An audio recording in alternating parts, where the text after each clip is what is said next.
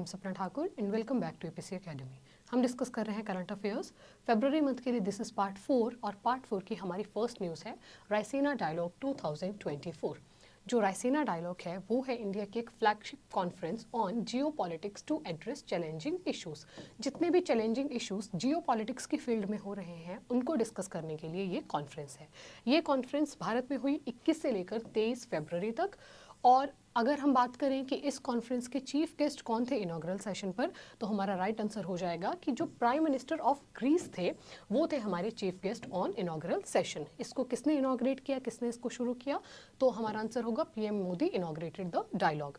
और ये जो रायसीना डायलॉग है इसमें 100 से ज़्यादा कंट्रीज पार्टिसिपेट करेंगी और थीम आप लोगों के लिए सबसे इंपॉर्टेंट हो जाएगी. इसकी थीम है Chaturanga conflict contest cooperate and create.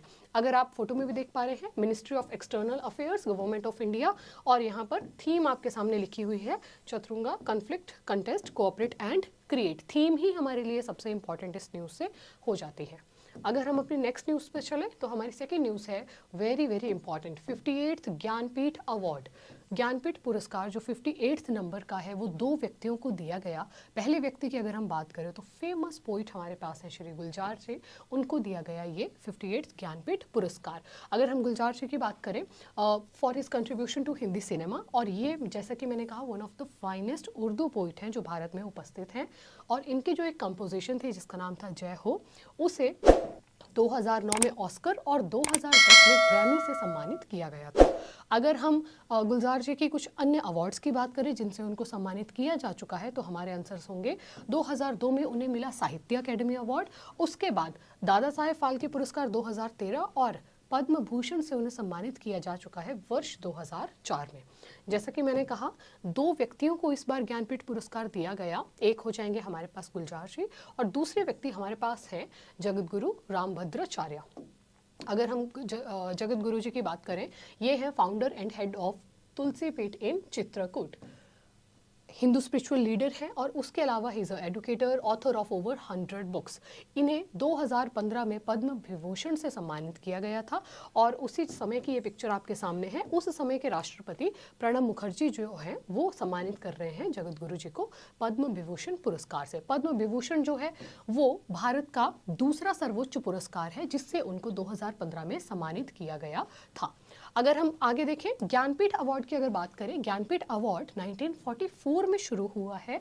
और जो ज्ञानपीठ अवार्ड है वो करता क्या है, recognise outstanding contribution to Indian literature. भारतीय साहित्य में, भारतीय लिटरेचर में जिनकी भी कोई आउटस्टैंडिंग कंट्रीब्यूशन हो उनको सम्मान देने का ये कार्य करता है. इसके तहत व्यक्ति को कैश प्राइज मिलता है 21 लाख का and these are other prizes I would say. Next news हमारे पास हो जाएगी Ravichandra Ashwin, second Indian bowler to take 500 wickets in test cricket. जो रविचंद्र अश्विन हैं वो भारत के दूसरे भारतीय बॉलर बने हैं जिन्होंने टेस्ट क्रिकेट में 500 विकेट प्राप्त किए हैं. अगर हम फर्स्ट इंडियन बॉलर की बात करें कि सबसे पहला भारतीय बॉलर कौन था, तो हमारा आंसर होगा अनिल कुंबले जी, जिन्होंने 619 विकेट्स टेस्ट क्रिकेट में प्राप्त की हैं.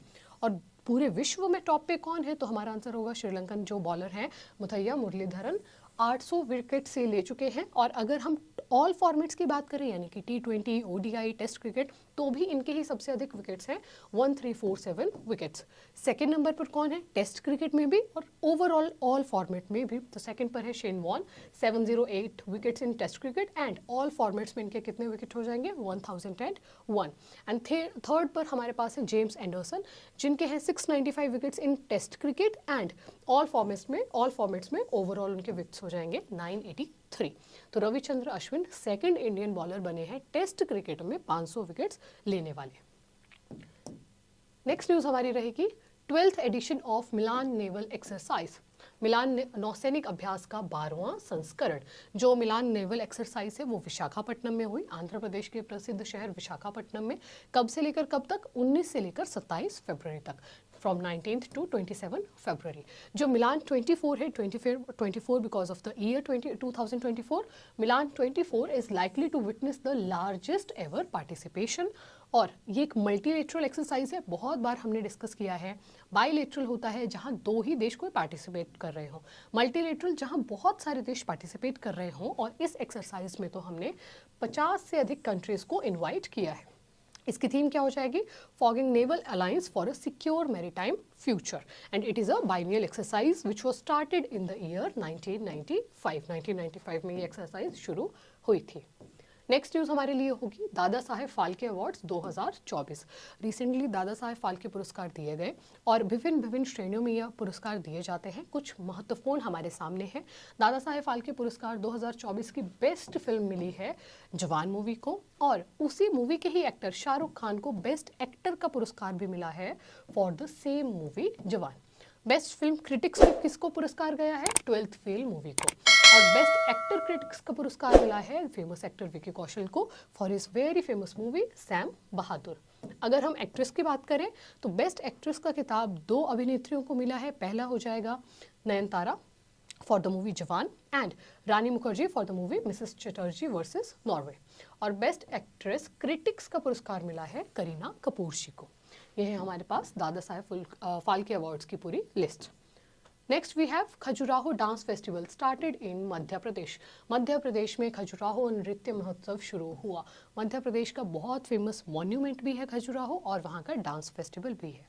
अगर हम इसकी बात करें, ये जो डांस फेस्टिवल का है ये 50वां एडिशन है, 50th एडिशन है, और ये लगभग 1 हफ्ते तक चलने वाला फेस्टिवल है। 1 week festival of Indian classical dances. जितने भी भारत के क्लासिकल डांस हैं उनको प्रमोट करने के लिए, उनको सेलिब्रेट करने के लिए ये उत्सव मनाया जाता है। Held annually beside the Khajuraho temples in Chhatarpur district. जो खजुराहो टेम्पल्स है उसके साथ ही इसको मनाया जाता है, उसके सामने इसको मनाया जाता है वुड से। और अगर हम खजुराहो मंदिरों की बात करें, खजुराहो ग्रुप ऑफ मॉन्यूमेंट्स की बात करें, तो देखिए ये चंदेल डायनेस्टी के समय बनाए गए थे। लगभग अगर वर्तमान में देखें तो 20 के आसपास मंदिर बचे हैं जो कि बिलोंग करते हैं हिंदुइज्म और जैनिज्म को, यानी कि हिंदू धर्म से भी संबंधित है और जैनिज्म धर्म से भी संबंधित है। और 1986 से ये है हमारे वर्ल्ड हेरिटेज साइट, तो इसलिए भी ये हमारी इंपॉर्टेंट न्यूज़ हो जाएगी। कहाँ लोकेटेड है ये याद रखेंगे आप, डांस भी और मंदिर भी, दोनों चीज़ें कहाँ लोकेटेड है, तो आंसर होगा मध्य प्रदेश। नेक्स्ट न्यूज़ हमारी है Henley passport index 2024। Henley passport जो है किस कंट्री का वीज़ा कितना स्ट्रॉन्ग है इस बेसिस पर इंडेक्स जारी करता है। अगर लेटेस्ट इंडेक्स की हम बात करें तो टॉप रैंक पे रखा गया है फ्रांस को। फ्रांस के जो वीज़ा धारक हैं जिनके पास फ्रांस का जो पासपोर्ट है वो 194 नेशंस में विदाउट वीज़ा एंट्री ले सकते हैं। तो फिलहाल फ्रांस ने इस लिस्ट को टॉप किया है। फ्रांस के साथ ही ये कुछ कंट्रीज जैसे कि Germany, Italy, Japan, Singapore and Spain, ये कंट्रीज भी रही हैं टॉप में। इसके बाद अगर हम देखें सेकंड पे, सेकंड और थर्ड वैसे आप लोगों के लिए याद करना उतना भी इंपॉर्टेंट नहीं होगा, ये बहुत ज़्यादा हो जाएगा। बट सेकंड पे कौन है? South Korea, Finland and Sweden.